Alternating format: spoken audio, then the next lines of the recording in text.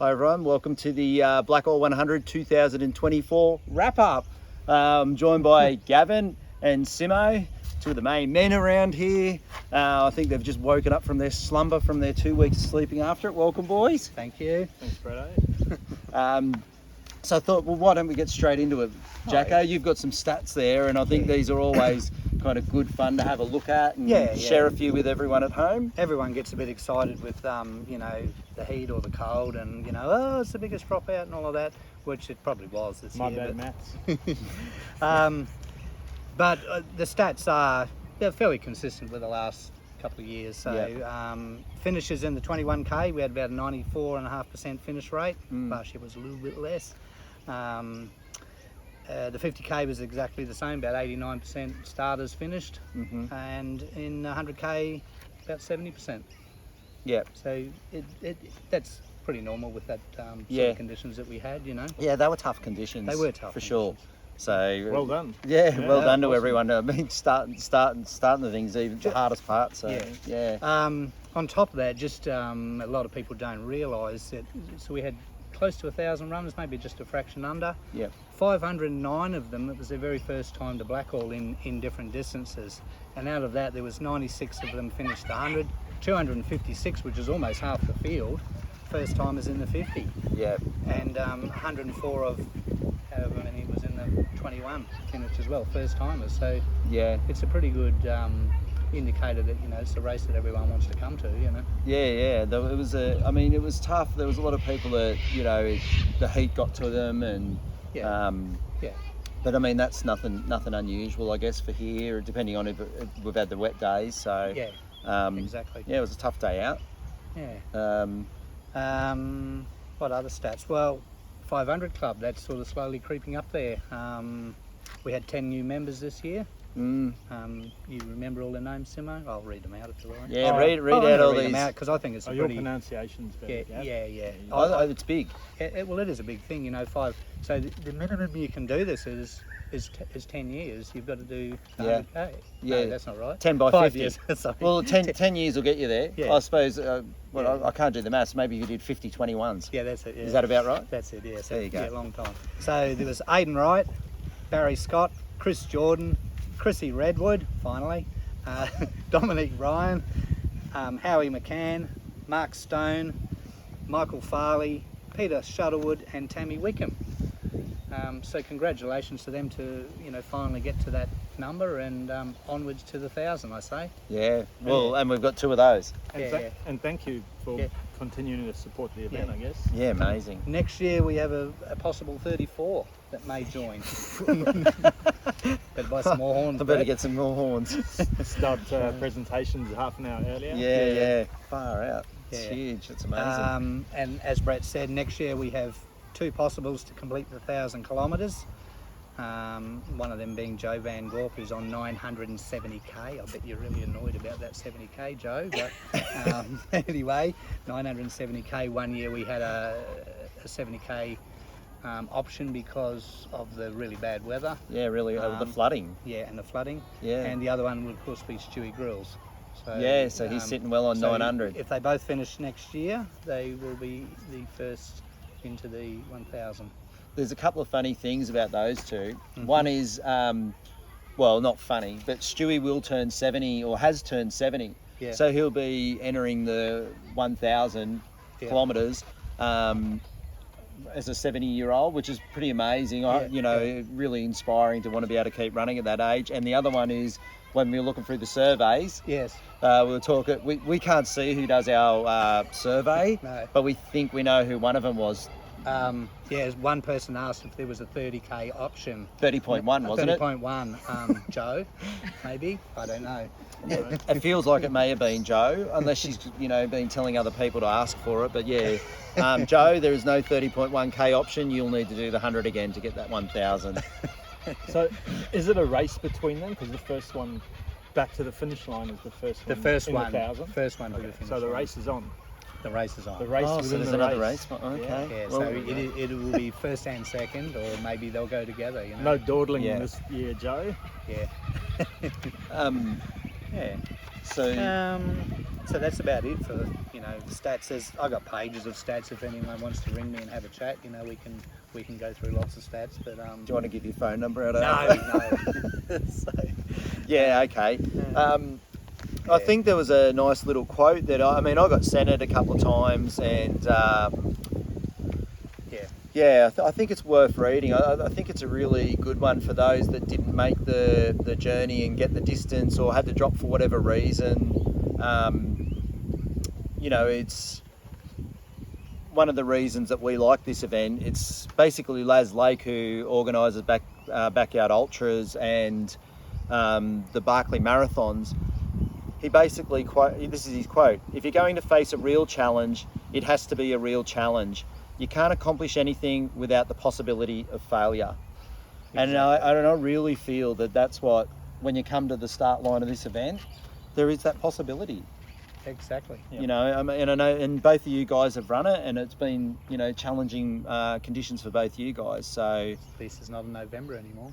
Yeah, so I was in November. So anyway, I thought that was worth reading, and I got that sent by a couple of people. So, and there was someone that actually said that in one of the survey results that dropped out, and he acknowledged that there had to be that challenge. So he actually put that quote in there. So it's pretty cool. Yeah, and the fact that it is an endurance event. It's not a fun run. Yeah, it's not a charity run. It's a endurance event, and that's what it is. It's a test. The simple quote that comes back to me is, ultra running is hard. Yeah, that's what it is. That's what it is. Otherwise, you would have a lot more people doing it. So. Yeah. I've had drops for certain reasons, and it's part of the event. Yeah. Should we go on to the winners of the distances, mate? Some great performances in there too. Quick run through, some awesome performances. We'll start with maybe the 21k. Yep. So we had in the ladies, I'm going to try and nail all these surname pronunciations. I won't do the times, maybe the winning times, but third place lady in the 21k, Melinda Miles. Second place, Michelle Bremer. And I believe it was her first trail run, Belle Williams, in a time of 2 hours 29 minutes on the dot. I think it was her first trail run. Yeah, that's correct. In the men's, third place, Jim Heslop. Second place, Yannick Therielt. And the winner was the youngster Zach Newsham in 1:52.12. Wow. Pretty good time. Pretty good time, yeah. Anything under 2 and you're flying through there. Yeah.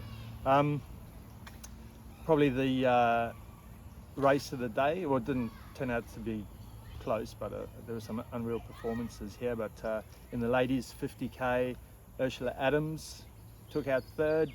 Last year's 100k champ Buha Bali was in second, and in an unbelievable first overall time of 4:29.14 with a new ladies course record was Mel Hauschild. Jesus, what a run from Mel. That was like mind blowing. It was a 25, did you say it was a 25-minute record? 25-minute record. She crossed the line and I congratulated him, like, Mel, well done, you got the course record. And some of the first words out of her mouth was, yeah, but I was going for the men's record.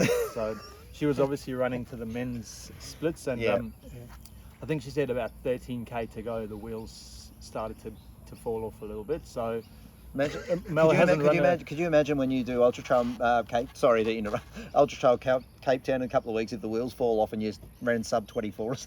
Oh yeah, I'll take the podium. Yeah. But, like, Mel's relatively new to trail running. She obliterated the Rainbow Beach Marathon record back in August.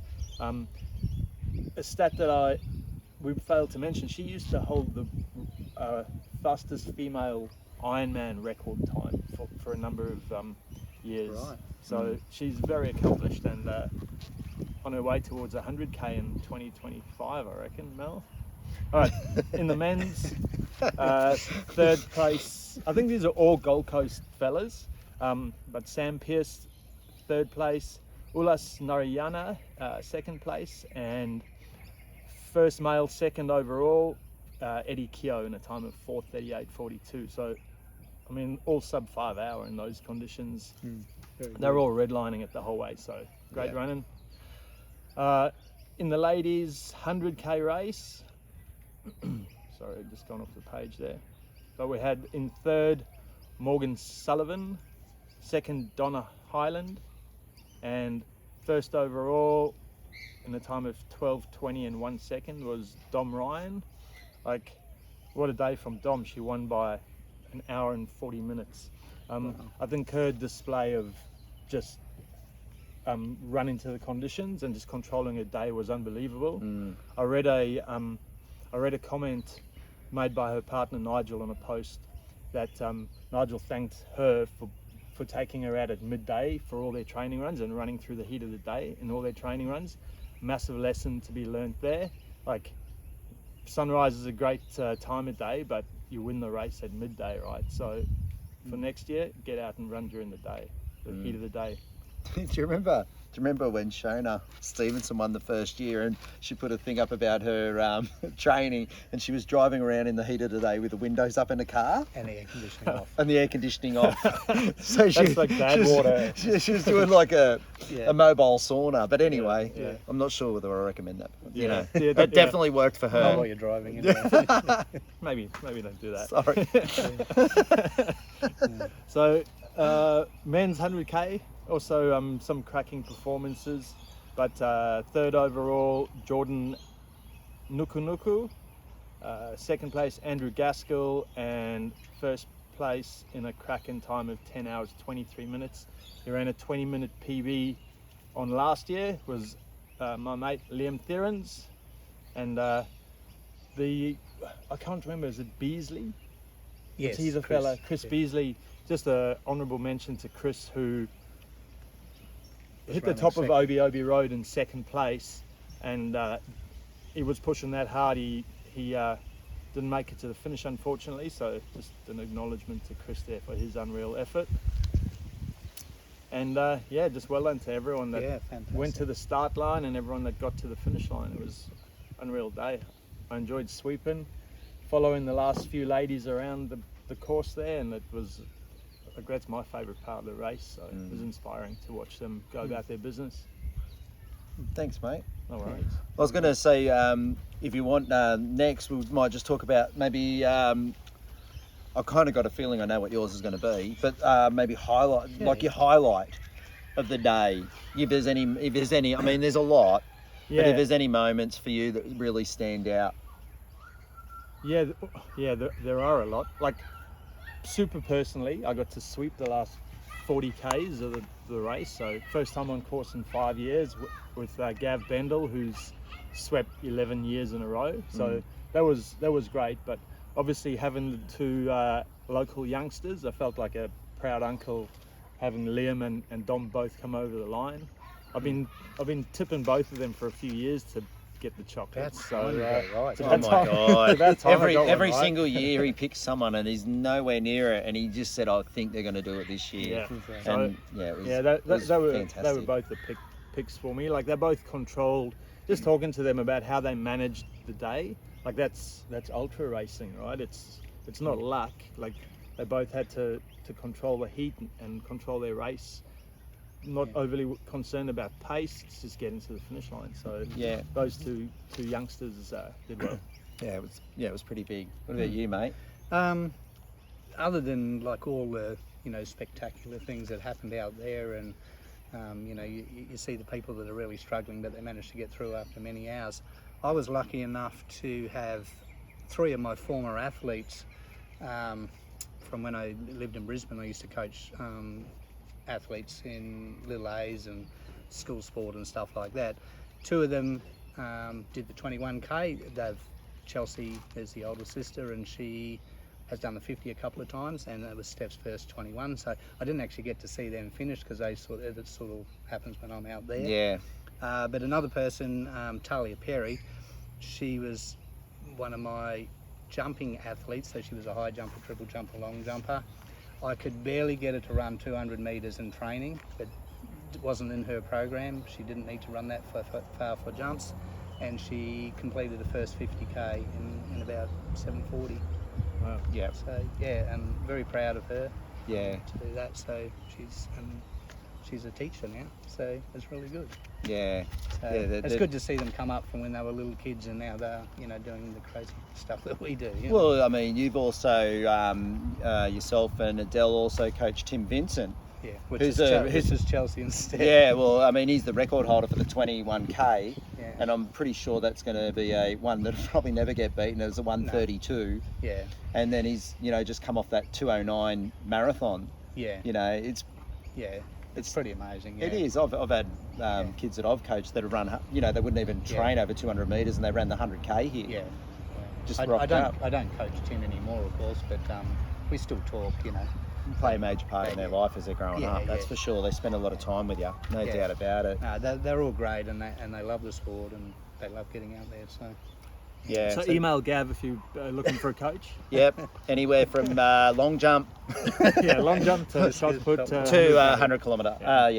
He's your man. I think the highlight for me was probably watching our team of guys. You know, obviously there's the runners and all that stuff, but from my perspective, it's very hectic between, I think it was probably about 10 a.m. and 4 p.m. especially, and just watching how everyone just handles phone calls that come in, the communication between everyone to get everyone out when they're not feeling right, picking different people up, and you know, that sort of thing is what I guess from my perspective appreciate so much to watch a lot that. of the comments were too, you know, not blowing our own trumpet here, but you know, it was a well-oiled machine, and I thought it went really good. You know, everything sort of went as it should have. We always know between 10 and 4 is a bit mad, and we've got to sort of, you know, go by the phone calls and see what happens, and then it calms down again, you know. Yeah, well, and you know, the team of first aid volunteers, you know, at one point it looked like a bit of a triage in the finish line, but you know, watching people how they're handled and managed is really good. You know, the checkpoint crews, you know, the way that they manage people, I got to see, they're amazing. The way they care for people and, you know, trying to help them as best they can to get through their run. So it's a pretty special sort of day for me to sit back and watch. Yeah. So Very good. Yeah. I think I'll blow our own trumpet a little bit. Go for it, mate. I think well, I said it in our wrap up the day after, but if you come in to do this race or any of our races, you can feel safe that you're in good hands. Like if it's your first time trail running, or if you're anxious or nervous about it, like you're in good hands, I believe. Like before I started working with Run Queensland, I felt that in the event. So you know, we do know what we're doing. So it's something that we are proud of. Yeah, it's pretty hectic with 961 runners. You I feel a bit nervous a lot of the time, especially, you know, and I understand it was testing for a lot of people. So, but, you know, I hope that everyone has as good a time as they can in those conditions, you know, as much as you do running an ultra. Yeah. Anyway, it's the test of it. So I thought we might just wanted to thank, there was a lot of people who did our survey about a third of the field has filled that out. So I'm assuming 2/3 have got nothing to kind of let us know. So, which is, I hope. Yeah. There are a couple of sort of things that came out of that for me that were, I mean, we kind of identified a few, but they were really brought home. I think we'll definitely be doing this next year, bringing water in between the Delicia Road. Oasis there at halfway and up at Uber G. Yeah. So that'll split the Oasis, and then you'll have opportunity to get more water before you climb Uber G. So that'll be a 7K split in between that 14K stretch. Yeah. So that'll sort of see the water station at the top of Uber G close down earlier. Yeah. But that was kind of a point that got raised a bit. So we've identified that as well. So that'll be one of the things. Probably that's one of the bigger takeaways. You guys have only sort of seen the results in the last day or so, but the majority of it's quite good feedback, and there's a few things there to take on board. One of the things that came up there a few times was obviously ice, and like we've seen it at other events, etc. Like we have 1,000 runners, and the logistics of trying to cater ice to 1,000 people at 6 different checkpoints is not as straightforward as it might sound in your head. but it is something that we're talking about, and we'll Yeah. see how we go. But Yeah. We've got a few Yeah. options We've got there a that few we'll options. we can work with, and we Yeah. kind of know where that's at. You know, we know it's 3 in the Oasis, so oh, that was the other announcement. We're going to change the name of the Oasis No, we're not. to the Bermuda Triangle, because sometimes you go into it and you don't come back out. So That I is think we right. should be going with the Bermuda Triangle from now on. Oh, You know who I you should- are. I should- we hope you're back home. Yeah. Yeah, so I guess really from our perspective, it was a great weekend. I mean, have you got any final thoughts, or that you're like? I mean, Train for the event, people. Please. yeah, Just that's all. Like Simmo said, get out there in the middle of the day and you know, in the heat and condition yourself. If it's going to be hot, yeah, probably might be cold next year, and we'll have to change that, won't we? well, yeah. There's a couple of thoughts I've got too. Is a lot of the questions that I see through email and that, a lot of them can be answered easily just with a browse through the website. Yeah. All the information's Yeah, there. people basically. are definitely not looking for the information. They're asking questions without actually Yeah. investigating into Yeah. the race that they're doing. Yeah. And I guess understand the race you're coming to. Yeah, I mean that's my kind of thoughts on Yeah. that, and it's not to kind of say people aren't doing that, but I know that with some of the questions that they're not. Yeah.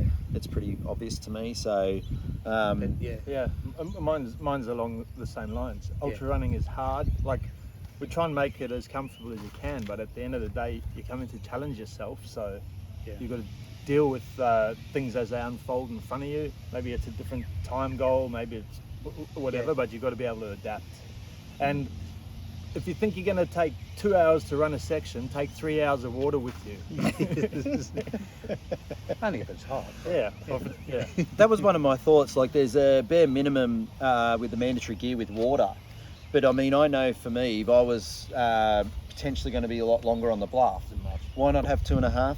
Why not have 2.5 litres? You know what I mean? Take more with you. It's not 1 kilo of water is not, and if you're going to drink it quick, it's not going to make a difference. So I mean, yeah, there's a lot of there. We've talked about maybe having a like a running style camp here at the QCCC. That's still in the pipeline, which would deal with, I guess, the things that we've seen and noticed over the last years and draw on our experiences. So. And maybe we talking about putting maybe some videos together about, for particularly for newcomers that don't really know what they're getting into. Some of my friends, that was their very first trail race, they had no idea what a checkpoint was or what a drop bag was, and did they need it, you know, and things like that. So Yeah. and that's understandable. So Yeah. we might put up a bit more information about that so people can understand. Yeah, well, What they need. this is going to go up on YouTube now, so those videos will go to YouTube. So if you want them to come into your feed, like and subscribe. Like and subscribe. I've been told to do Even this. make a comment, because it helps us out. Yeah, and comment. Gets into the like, algorithm. subscribe, and comment on our videos, please. Yeah, and you'll see those videos See come what I got through to do. anyway. Yes, sir. I thought that was pretty That professional. was, mate, I'm impressed. Anyway, look, But yeah, let's see you all next year. yeah, 18th of October. Entries open 1st of March. We've got a few other events on the go. If you're looking at Biwa at Daybreak, I'd jump in on that. There's under about 70 spots left now as of today. So There's not that many left for last house standing. no, that's running low too. So yeah, if you want to come and party New Year's Eve. Exciting announcements coming in the next few weeks, so Yeah. keep your eyes peeled. Yeah. All right, boys. Okay. Well, thanks for another good year. Thanks very much. Thanks, Bretto. Caught up on Thanks, sleep. Gav. We'll see Thanks, you Adele. Thanks. all Thanks, fellas. in 3 months' time to get ready. Yeah. We're already getting ready. Thanks. See you, Thank you. guys. Happy trails.